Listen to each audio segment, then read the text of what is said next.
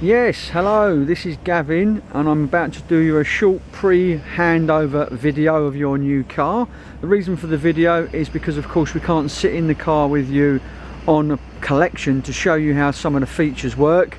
I'm going to do it via a video for you and email it across, so you'll have a link that you can always refer back to.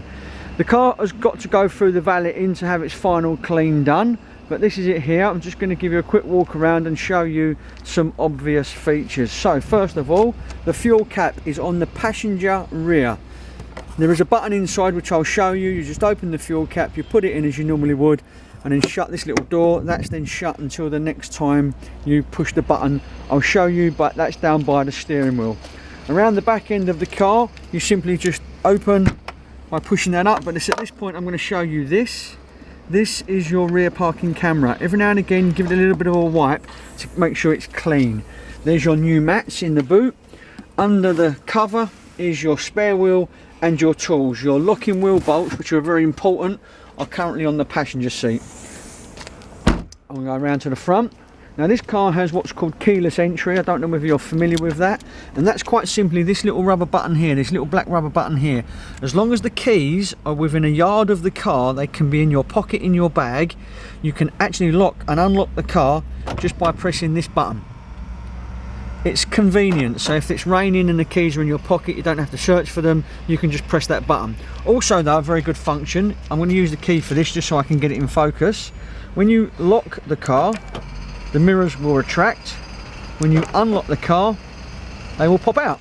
Well, I'm just going to show you in the car now. So the first thing I'm going to show you is, I mentioned the petrol release cap, and that is this button here. You push this button in and that's what opens the fuel cap. Okay, on the driver's door you have got memory setting functions, so you can have two different drivers and two different settings. Do refer to the manual how to set that up. Okay, so this is how you adjust your wing mirrors. L for left, R for right. It couldn't be any easier than that, and then you just simply joystick the motion.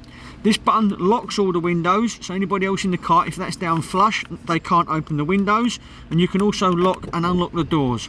The driver can operate all four windows here. If you ever need to get to the bonnet, the release for that is just down here in the driver's footwell.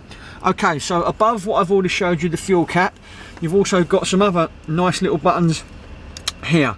This top one, that's what's called lane keep assist. So if you're doing a motorway journey and you feel like you're getting a little bit tired, if you put that on, it will read the white lines on the road as per that picture demonstrates, and it will stop you veering across lanes if you get a bit tired. As soon as you indicate, it will allow you nice and easily to move across, but if you don't indicate, there will be a bit of a resistance you'll feel on the steering wheel. This one here is traction control. That is always on. It stops your wheel spin in the car if you pull away fast. The reason why you can turn it off is if you need to generate some wheel spin because you're stuck, let's say, in snow or mud.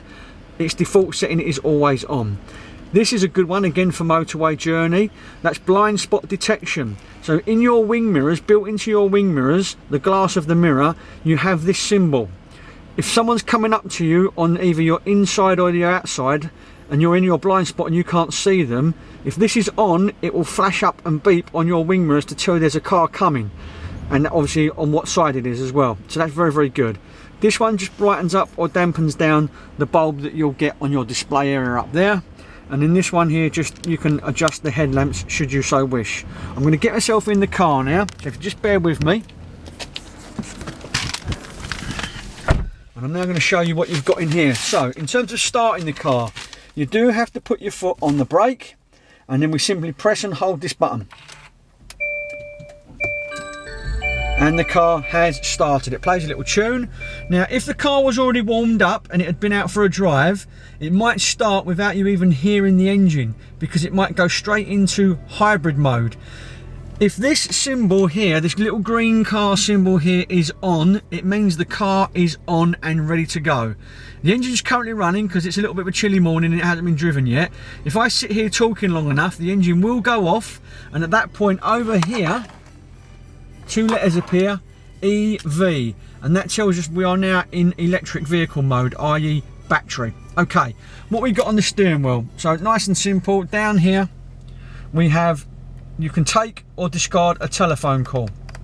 You can do the volume up for the radio here, as well as down, and you can manually search through the radio stations here. On the other side, this one is what I call the book, because it symbolises pages. Now if I get the camera just about right, if I press that, you'll see up the screen up here is changing to different features, and we can scroll then down those features up or down depending on what we're looking for. And if you want to reset anything, you just push this silver button in and it will reset. So for instance, your fuel and things like that. There are some other buttons here for cruise control and speed limiter, but I would recommend you look at the brochure, the owner's manual for those. So on the left hand side, I'm just moving the steering wheel, we have the stalk here.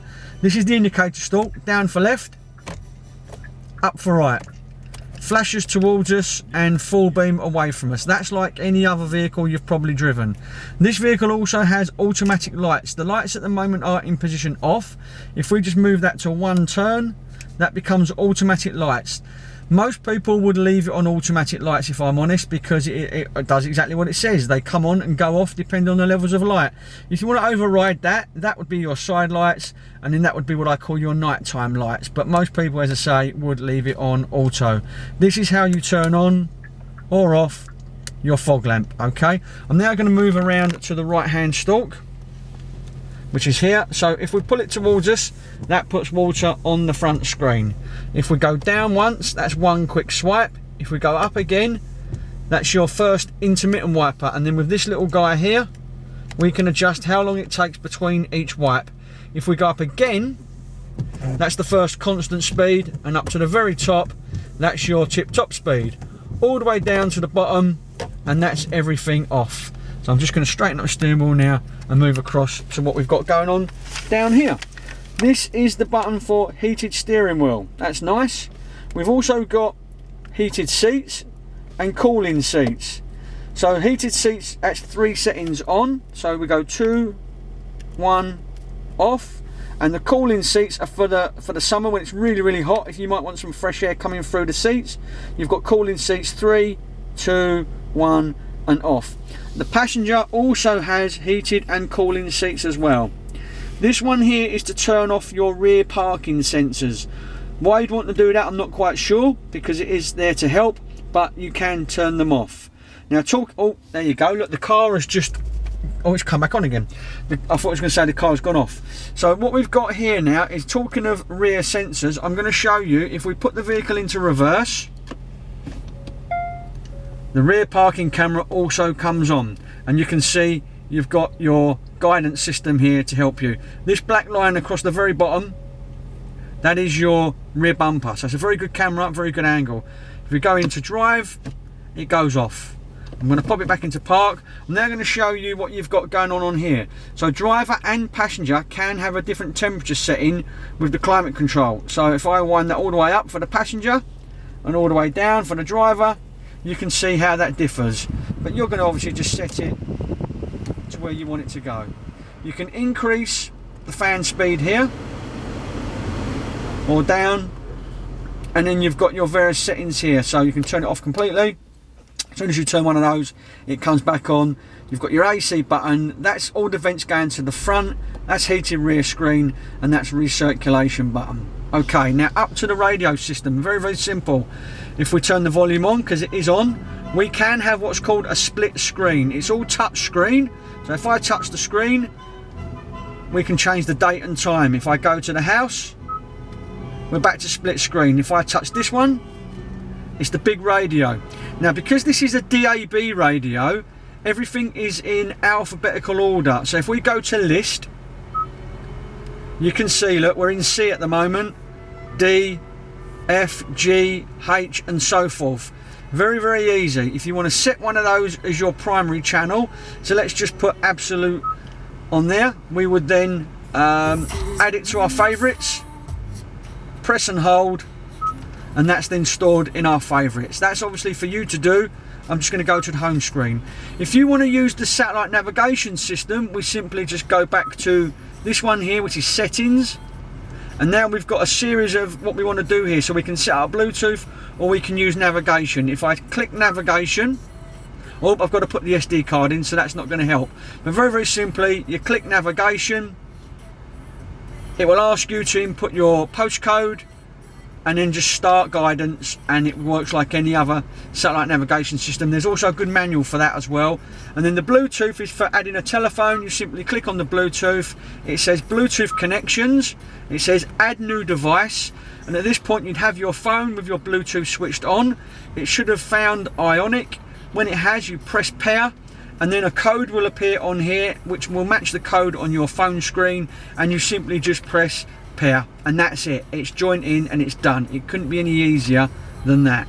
So I'm just going to go back to the home screen. So in terms of the radio and a lot of the functions and the features, it's all very, very straightforward. Down here are all your manuals, your service book, your radio guide, your sat nav guide, and in this bag here is your locking wheel nuts. So this will help you get on your way. I'm now going to go down to the petrol station and put a full tank of fuel in for you, all ready for tomorrow's collection. Any questions on the day, simply ask, but between the brochures, the manuals, and of course the video, hopefully that will be ample to get you started. Thank you very much, and bye for now.